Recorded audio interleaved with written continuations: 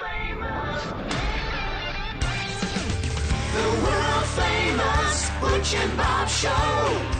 World famous Butch and Bob Show right here on WIFO 105.5 FM Big Dog Country Radio. And Bob, we've got a special guest waiting on the phone here for us. Take it away. It's Wednesdays. We got Stick Representative Buddy Deloach on the phone with us. Buddy, always good to talk to you. I know you guys up there in Atlanta can see the light at the end of the tunnel as it's winding down. So tell us what all's on the agenda for you today. Absolutely. I always look forward to baseball spring training because I know it's time to go home, and I look forward to that. Seeing y'all in person.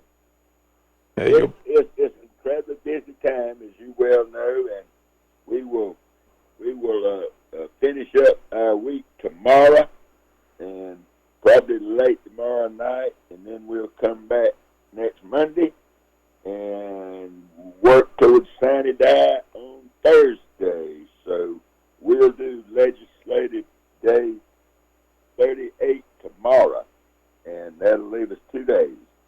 So we'll come back next week and spend 4 days here and have 2 days in session. And on Thursday, we'll sign it out. We talked to Blake Chiller yesterday. He said he's working on that budget, said he's breaking hearts and to tell people no. Have you been able to see the budget? How does that work? Does each representative see a copy of the budget, decide if they're going to vote yea or nay? How does that work? Yes. The entire process goes like this. The governor sends us a budget. The House takes it and creates our own version of it. We all get to take a look at it a day before, and then we'll pass it, send it to the Senate, and they'll play with it, and then Blake will do his thing, and they will pass it and send it back to us. And then we'll wind up with a committee of conference, and they'll come up with the final version and send it back to us. And we should have 24 hours to look at it, and then we will vote on it. Well, that's the it's one. Important to note, of course, that we always pass a balanced budget in the state of Georgia. In other words, we pay our bills. We don't put it on our grandchildren. Yes. I wish the federal government would follow suit. But that's the one thing you'd have to do. What all else is taking place? Blake said there's a lot of controversial issues coming up in the last couple of weeks. So what do you see as some of the controversial items on the agenda? There are some things, and one of those things that we're concerned about in our part of the world is watching foreign nationals, and particularly those from countries that are designated enemies of the United States, coming in and buying up large tracts of agricultural land. And in many cases, those are next to very sensitive national defense facilities.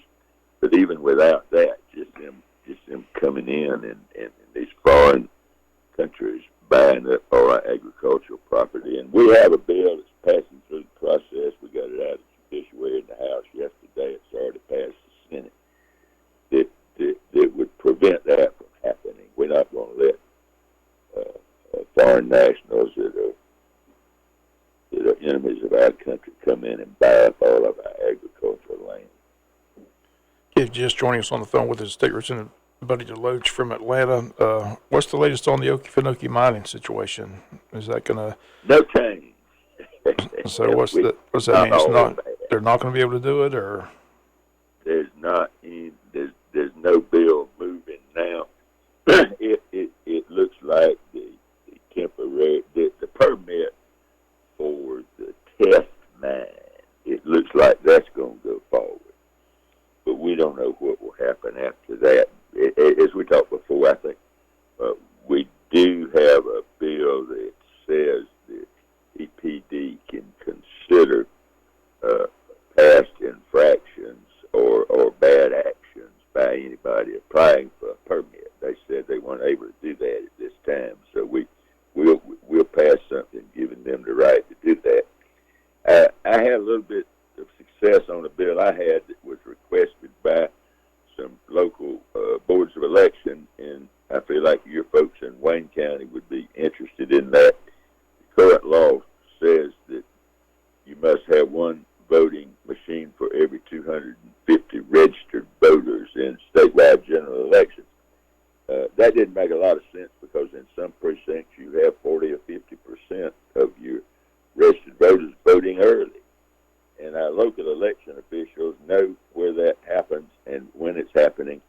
But we were dictating to them that they had to put machines out there that they knew that wouldn't even be used. So I had a bill that would allow them to make that decision themselves on where they put their machines. It just makes a lot of sense that your local folks know where they need them. It hadn't made it through the House, but I managed to get it put on a House bill that's already in the Senate. So it's attached to it. When the Senate passes that bill, it'll have my bill on it to allow the local folks to make that decision. They'll send it back to us, and we will agree. So in November, our local boards of election can put those machines where they need them. How about any gambling legislation? Is that seeing any light, or is that all dead? The only thing that's going to move it all this year, and it's not certain, is a bill that involves bingo. There are several places that have requested that those restrictions be eased a little bit. A long time ago when the law was passed, there was a limit of $3,000 on the payout, and this bill would let you go to $6,000. It would let you play more days. There's certain resort areas where they play bingo, such as Sea Island. At the Cloister, they have a long, old tradition of playing bingo there. But they have folks that come on the weekends and stay, and when most of their people are there. Current law says you can't play 2 days in a row, and so they want that changed.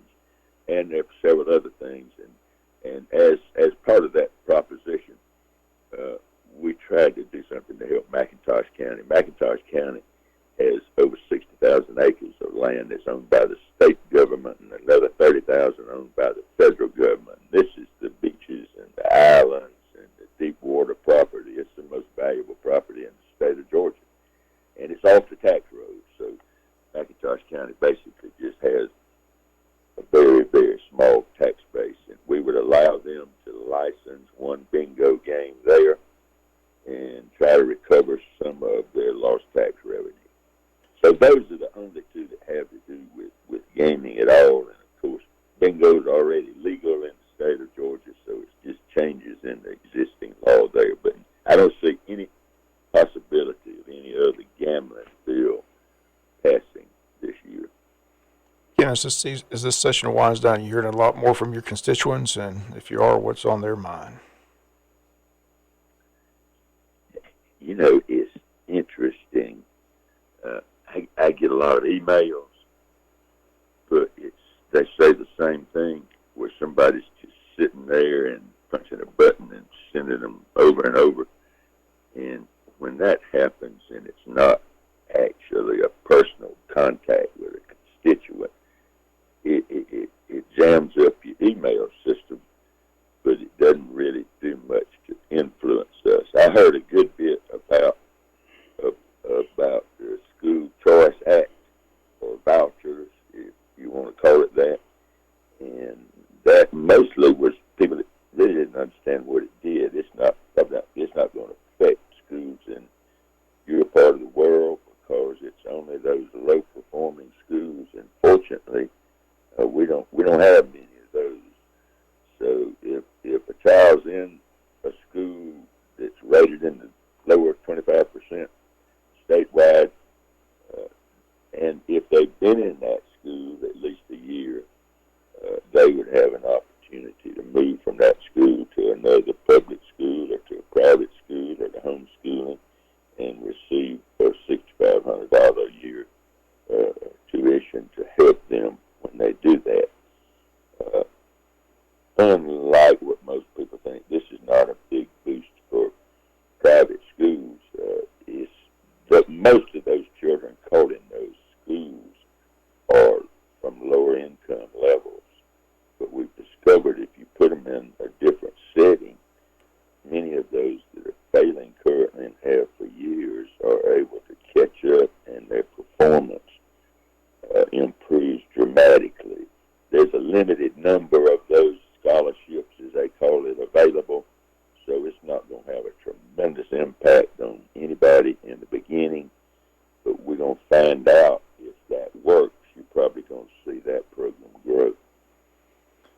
as we mentioned, the session's winding down. What's on your agenda for today for you? We work. I have a judiciary meeting. I serve on judiciary, and there are a lot of issues coming through there that we're trying to clean up, and we'll have a regular session this morning beginning at 10 to try to get some of those Senate bills out. I haven't seen the calendar yet, but I know they're going to put a good many bills on there. There'll probably be at least 10 bills on there this morning to try to clean up some of the Senate bills that are coming over. Okay. But, buddy, always good talking to you on Wednesdays. Again, stay safe in Atlanta. They've got the chamber luncheon post-legislative session already set for Tuesday, April 23rd. We'll see you there, but look forward to talking to you next week. I look forward to it. I know you do. Like I said, it's great to be in Wayne County, if only by radio. there you go. Well, we appreciate you calling in. Thanks so much. Talk to you next week, buddy. All right. State Representative Buddy DeLoach here on the world-famous Butch and Bob Show here on WIFO 105.5 FM in Jesup. Appreciate him tuning in. And hopefully we can get all three of them next week before the session winds up on Thursday, with Monday with Meeks, Tuesdays with Tillery, and then here Wednesdays with Buddy DeLoach here on Big Dog Country Radio, WIFO FM in Jesup. Well, Bob, go ahead. And good news tomorrow, we'll have Thursday, Buddy Carter's calling back in, so we'll have Buddy tomorrow. Buddy's calling in tomorrow? Yep. All right. Got Buddy Carter calling in. I haven't talked to him in a while, so a lot going on in Washington, D.C., so look forward to hearing from him. You know, every time that we talk to him, we just think that can't think things can get worse. Guess what? It does. Oh, Lord of mercy knows. I mean, sheesh. These are our leaders, grown adults, and the way they act and the things they do is just absolutely mind-boggling. Absolutely mind-boggling. It's amazing anything gets done, Bob. It really does. Sheesh. Everything's about fear and putting fear and doubt into the people's hearts about the other party or the other candidates or something like that. And you really, I know that there's a lot of different subjects and different topics and different issues that they work together on. You know, we get emails from different ones that saying, bipartisan committee and stuff like that. But of course, the ones that get on the airways, make the headlines and so forth, is conflict. As we very well know, conflicts gets readers, it gets listeners, it gets viewers, and stuff like that. I mean, we have found out that our two biggest world famous Butch and Bob show, with each one of them over 5,000 hits just on our website, not counting the ones that were tuned in during that time period, are two of the most, or ones that had great conflict in them, just tremendous conflict. We can have Butch and Bob shows that talk about very important subjects, things that are important to the community, to the listeners, and so forth, and they do okay. But it's the ones with a lot of conflict. They're the ones that people seem to be most interested in. And that's just human nature, Bob. Yes. I mean, you go to all these, websites, social media, and stuff like that. It used to be in them olden days. We still have it here at WIFO FM radio, and still with a local newspaper and stuff like that. Is you try to present the facts, stories, what's happening, what's going on, reporting, and then you do have your editorial page in the newspaper, and we do have the world famous Butch and Bob show for editorial and stuff like that. But for the most part, it's just reporting. But on the internet, with internet news sources that I call them news sources, they're disguised as news sources. They're just a way for people to get their opinion across. And on social media and stuff like that, it's people with an agenda and presenting, just an agenda, trying to create the most sensational headline they possibly can to try to get people to click on it, which means more money for them. So instead of presenting the facts, they're just looking for clicks. And so the more controversial thing can be made, the more you can put down someone, fear that you can cause, the more clicks you get, which means the more clicks, the more money you make.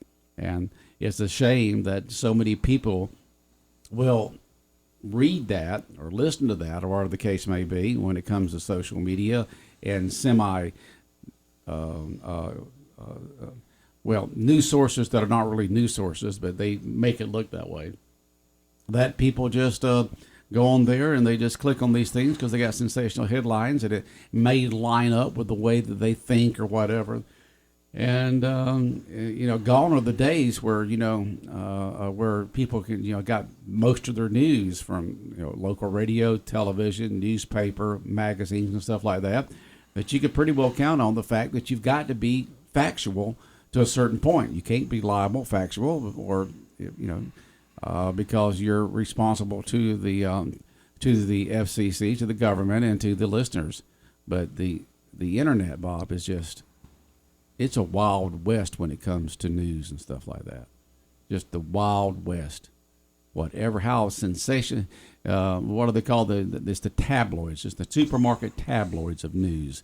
It's what news sources, a lot of news sources on the internet and social media is these days. And that's my opinion. This is the Butch and Bob Show, so I can say my opinion. If anybody has any different thought on that, let me know. But my when I go to my first screen, it's the AT&T, currently Yahoo, and then before I that's what it goes to when I go up on my screen, and I look at all every other article about it is about Trump, okay, or something like that. I mean, it's so biased toward one side. I mean, they have not, ever since Trump's been out of office, there's not been a day that they hadn't had several articles on there about him. They've given him more publicity trying to be negative than anybody else has. And you just read all that, and I just get amazed. As journalists, as trained journalists as we were from the Henry Granger School of Mass Communications Journalism at University of Georgia, we were taught, the facts. You report the facts. But that's gone out the window when it comes to news reporting on a lot of these sites on the internet. And the problem is that so many people read them and believe them. Well, it's on there. It's got to be true. No, it doesn't. It's just what a person wants to put on there to get as many clicks as they possibly can. No matter what the subject may be, whether left, right, middle, whatever the case may be. Conservative, liberal. But that's just the way it is these days. You've got CNN, which leans left. You got Fox that leans right. I mean, you tell me one news source out there, national news source, that says we're going to report right straight down the middle, just the facts, ma'am. They can't survive. They can't survive because people want to read stuff that they identify with. The Walter Cronkite are long gone, so. That is true. That's the good news, though. We get it. It's March Madness to get your mind off all that mess. So. March Madness is going on, Bob. It starts tomorrow. Can't wait. Always fun. See who the Cinderellas are or buzzer beaters. Just a great tournament. So 64 teams enter. One gets to cut down the nets. So good luck filling out your brackets. There's a pile of people filling out brackets. They keep showing on ESPN. I mean, that's amazing. I don't know how they keep up with them all. I don't know either. Millions and millions of brackets being filled out all across the country. People trying to win. So it's going to be interesting to see how it all. But got my Final Four. Got to decide who's going to cut down the nets tomorrow. Mm-hmm. Looking forward to it. Should be a fun event. Always is. Got yours. Are you going with just one, or are you going with several?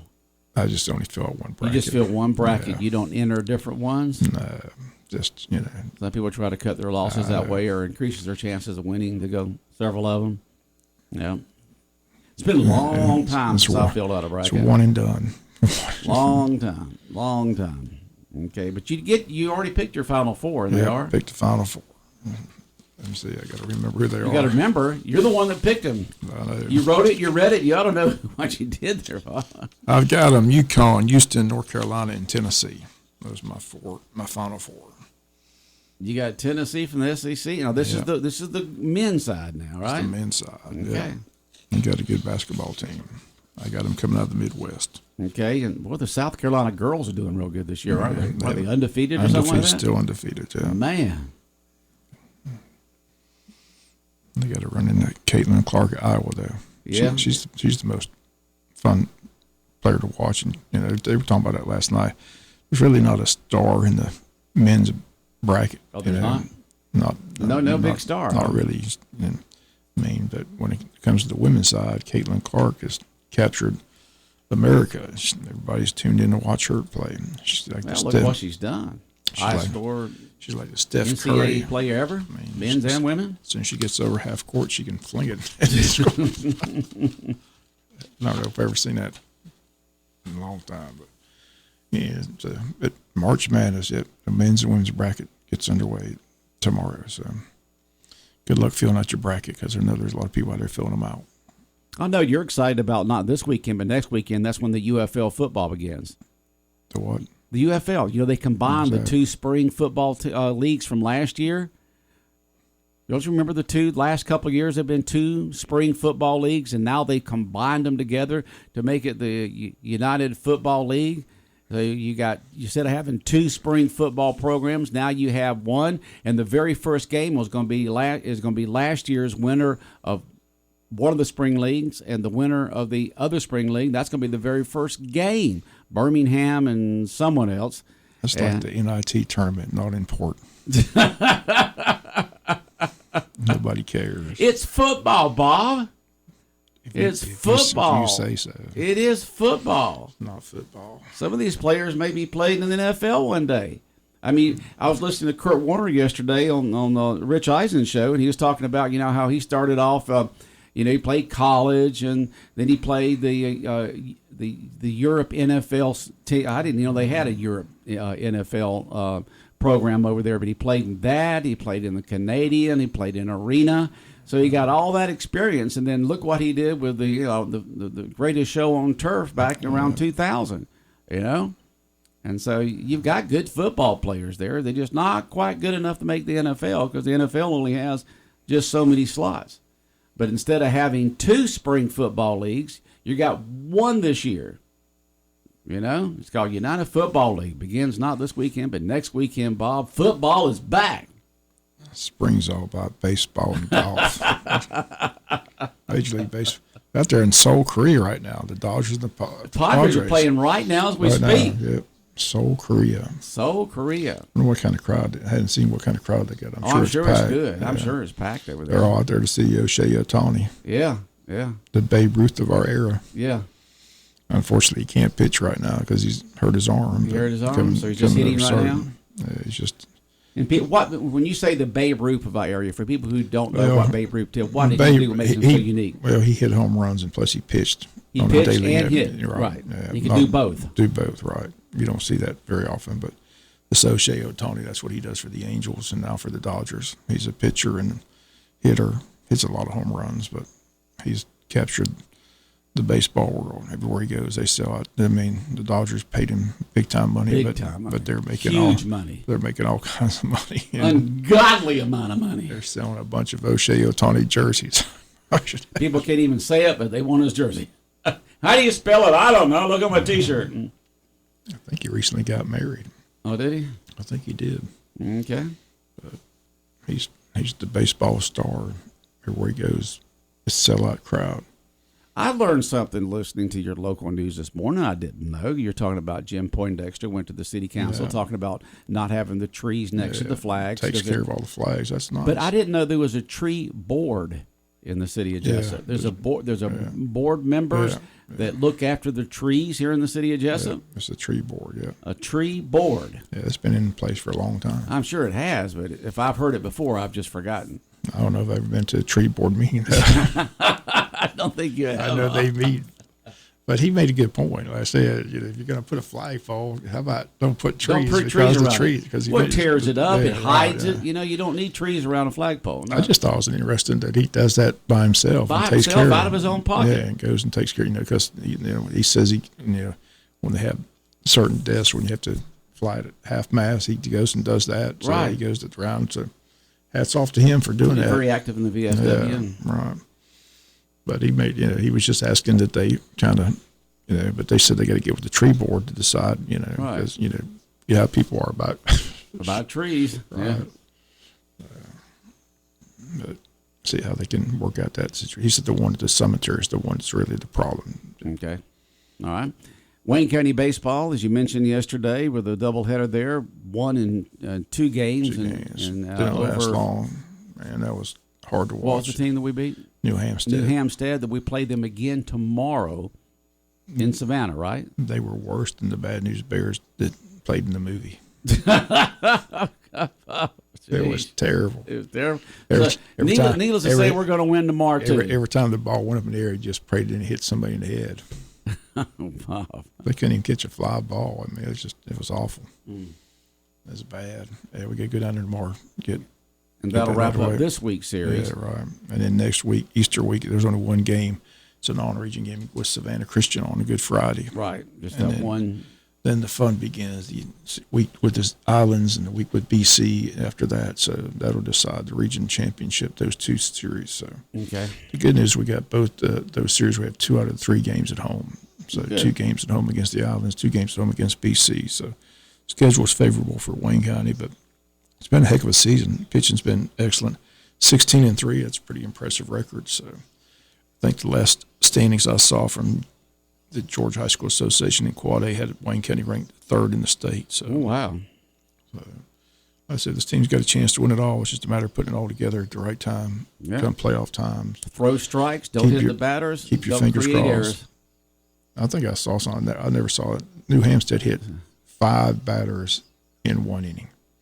I don't think I've ever seen that in a 41 years. So you're a Wayne County hitter up there. You just pray and hope you don't get hit. Luckily, they're breaking pitches and didn't, luckily it wasn't fastballs. Could have had a bench clearing brawl from 5. I mean, you do that in major leagues, there's going to be a fight. 5 guys get hit in 1 inning, but it was just bad baseball. It was tough. And the Braves begin their regular season on March 28th, taking on Philadelphia. A week from tomorrow. Up in Philly. 1 week from tomorrow, the Braves begin going for 7 division crowns in a row. It's pretty impressive. I mean, they won 6 divisions in a row, now going for 7th in a row. Had over 100 victories last year, over 100 wins, and hopefully they can put it together and make a run into the playoffs and get to the World Series again this year. Been a nice run for Atlanta Braves fans. Yep. Yeah, it has. Well, anything else in your mind this morning, Bob? The interesting story of the city was that project on the extensions here to the industrial park. So hopefully we can get somebody from the city to come explain that. That was a lengthy conversation yesterday about that project. The extension out here on Highway 84 to the industrial park. Right. It's the trying to make sure I get it's the East Jesup Sewer Project. Like I said, it's up to $22 million. Oh, yeah, they got to put sewer along there. Right, you can't have industry come in unless you got sewer and water. Right, but that's the major. That was a very lengthy discussion last night. So hopefully, when the interim city manager becomes full-time city manager, we'll get him out here to discuss get Nick out here talking about that. Yeah. But that was an interesting conversation last night. All the presentations, all the options, and the cost, everything is going up. So the cost has gone up. So I'll be interested how they do pay for that project. It's the late 60s and 70s and early 80s all over again with inflation. We went so many years without hardly any inflation, but when you've got a government that spends money like they out the yin yang, you're going to have inflation like this. Yes. All right, Bob. Have a good day. Take care. All right, the world-famous Butch and Bob Show here on WIFO 105.5 FM in Jesup has been brought to you by First Southern Bank, Van's Barbecue, Murphy Builder Supply, and O'Quinn & Associates.